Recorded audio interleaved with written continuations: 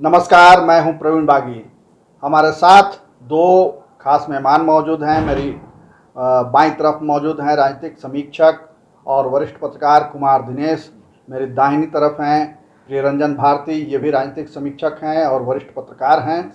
हम इन दोनों की राय जानेंगे। बिहार में विधानसभा का चुनाव हो रहा है। एनडीए ने एक बार फिर से मौजूदा मुख्यमंत्री नीतीश कुमार को अपना नेता माना है और ये कहा है कि एनडीए फिर से पावर में आई तो नीतीश कुमार ही अगले मुख्यमंत्री बनेंगे। नीतीश कुमार पहली बार 2005 में सत्ता में आए, तब से 15 वर्ष गुजर गए और अभी फिर एनडीए की ओर से वो मुख्यमंत्री के उम्मीदवार घोषित किए गए हैं। क्या नीतीश कुमार में वही कार्यक्षमता, वही लोकप्रियता, वही तारतम्यता और वही जिजीविषा आज भी बची है, 2020 में भी है, जो 2005 में देखी गई थी जब वो पहली बार मुख्यमंत्री बने थे? दिनेश जी, क्या आपको क्या लगता है कि नीतीश कुमार में क्या बदलाव आया है 2005 और 2020 के नीतीश में? देखिए, वक्त बहुत कुछ बदलता है और वक्त के साथ जो बदलाव आता है उसको कोई रोक नहीं सकता है। वो नैसर्गिक चीज़ है, वो बदलाव आना ही है। नीतीश कुमार जी में भी बहुत सारी योग्यता, बहुत सारी खूबियां हैं, लेकिन कमियां भी हैं। कोई भी मनुष्य कंप्लीट नहीं होता है और बदलाव प्रकृति का नियम भी है, बिल्कुल, और बदलाव लोकतंत्र का भी नियम है। वरना इस भारतीय संविधान में किसी भी पद के स्थायी होने की व्यवस्था क्यों नहीं की गई? सभी में कहा गया 5 वर्ष बाद चुनाव होना चाहिए। लेकिन अगर हम बदलाव नहीं करते हैं, 5 वर्ष बाद चीजें नहीं बदलती हैं, नेतृत्व में, कार्यशैली में, तो एक जड़ता आ जाती है। और हम लोगों ने देखा है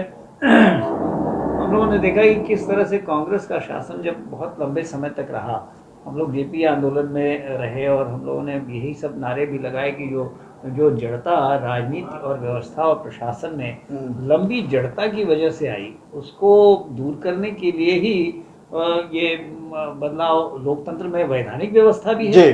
तो अब प्रियरंजन भारती, क्या नीतीश कुमार में जड़ता आ गई है? जैसा कि कुमार दिनेश बता रहे हैं कि हर चीज़ में समय के हिसाब से जड़ता आती है, ठहराव आता है। जी बिल्कुल सही कह रहे हैं, जड़ता तो है। और अगर जड़ता नहीं होती तो ये स्लोगन पॉलिटिक्स नहीं करते हैं। अब पिछले कुछ एक वर्षों से आपने भी देखा होगा कि स्लोगन पॉलिटिक्स कर रहे हैं। दहेज मुक्त ब्याह करो, शराबबंदी कितनी सफल है, क्या उसका खामियाजा जनता नहीं भुगत रही है? इस सवाल के जवाब आपको बहुत बेहतर मालूम होंगे। क्या बिहार में वो अब उतनी ही हनक के साथ सत्ता का संचालन कर रहे हैं? भ्रष्टाचार की बात आती है, निचले लेवल पे जाएं आप, पैमाना तय कर दिया है कि आप इस सर्टिफिकेट के लिए इतने दिनों तक वेट करेंगे, उसके बाद मिल जाएगा। लेकिन क्या आपको वहाँ दक्षिणा नहीं देनी पड़ रही है? बिना दक्षिणा दिए कोई काम नहीं हो रहा है। खुद मैं भुक्तभोगी हूँ। क्या 2005 में ये स्थिति नहीं थी जब वो पहली बार बने थे? 2005 में ये तब की स्थिति दूसरी थी, जिसे जंगल राज कहा जाता था। वो लालू राबड़ी शासन का एक दौर था, भयावहता थी, उसकी पिक्चर दूसरी थी और उसके कारण एक बदलाव के मूड में बिहार की पूरी जनता आ चुके थे। और आपको बेहतर याद होगा कि तब भाजपा ने नीतीश को प्रोजेक्ट किया था, इसलिए कि इनके पास नेताओं की कमी, वैसे कोई डायनेमिक लीडरशिप की कमी। नीतीश में कुछ क्वालिटी तो है, इस क्वालिटी को मैं मानता हूँ। अब क्या है क्वालिटी, वो अलग विषय है, लेकिन आज वो क्वालिटी लगता है मुझे कुंद हो गई है। इनमें सिर्फ राजनीति, सत्ता के शीर्ष पर बने रहने की चाहत है और ये स्लोगन पॉलिटिक्स करने की। बिल्कुल।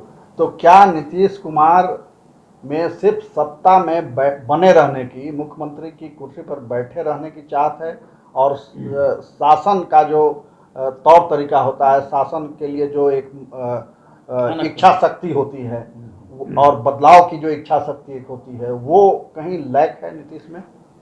ये लैकिंग तो है, और निश्चित रूप से यह मानवीय कमजोरी मैं इसे कहूँगा। कि मुझे याद आता है कि जब हम लोग नवभारत टाइम्स में काम करते थे और उन दिनों हमारे संपादक राजेंद्र माथुर जी हुआ करते थे, उस समय सुनील गावस्कर बहुत क्रिकेट के शीर्ष पर थे। और सुनील गावस्कर के संन्यास लेने की चर्चा जब हो रही थी, तो राजेंद्र माथुर जी ने एक बहुत प्यारा सा लेख लिखा था और उसका शीर्षक लगाया था, शिखर पर घर नहीं होता। अच्छा।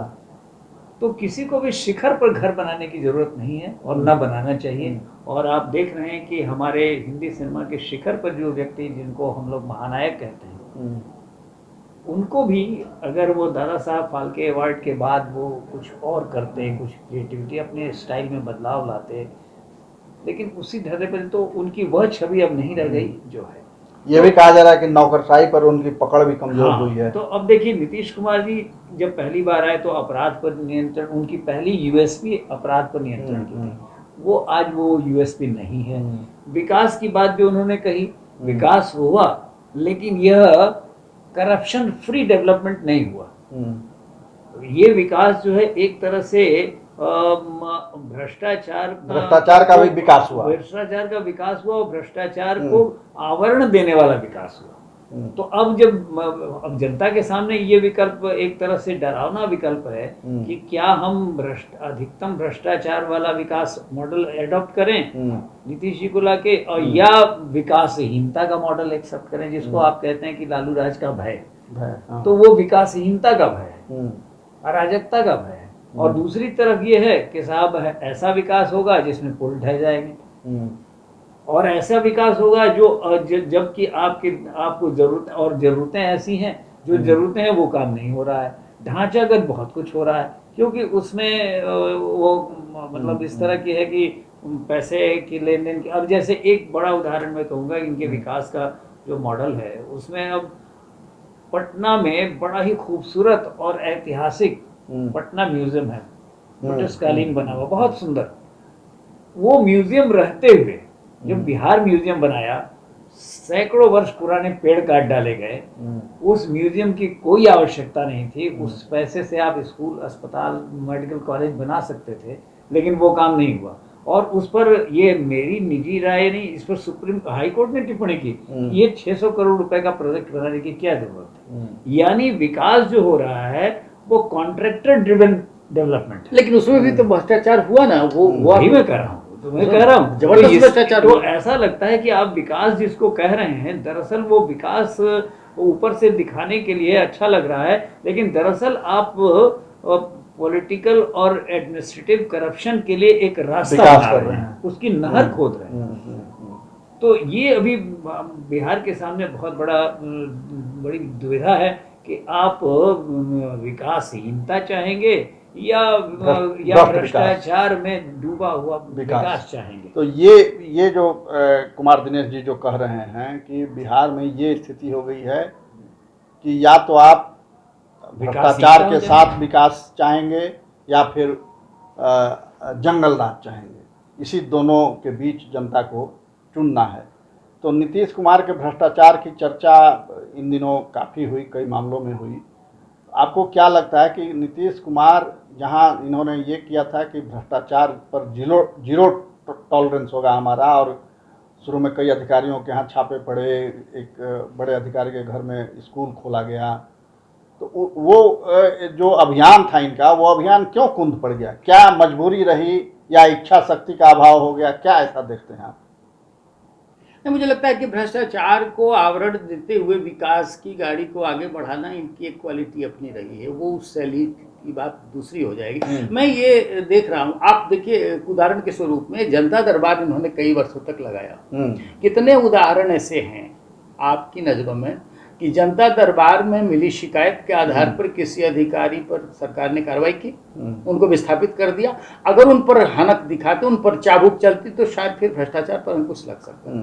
लेकिन नीतीश का एक अपना स्टाइल है, और मुझे लगता है कि अब इसका खामियाजा इनको भुगतना पड़ सकता है इस चुनाव में। और बीजेपी को इससे कहीं और ज़्यादा नुकसान उठाना पड़ेगा, क्योंकि बीजेपी ने इनको अपने कंधे पर बिठा रखा है।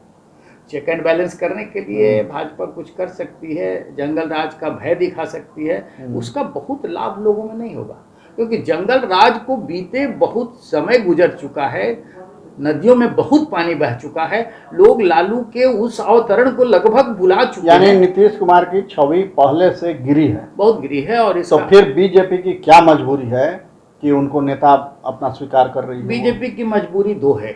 पहली मजबूरी कि बिहार में कोई योगी नहीं है। भाजपा के अंदर इनको योगी जैसा कोई नेता चाहिए। क्या वजह है कि हरियाणा दूसरे नॉर्थ ईस्ट के राज्यों में भाजपा सत्ता में आ जाती है? बिहार जैसा नरेंद्र मोदी के चुनाव प्रधानमंत्रित्व के लिए चुनाव जब होता है तो भाजपा स्वीप करती है।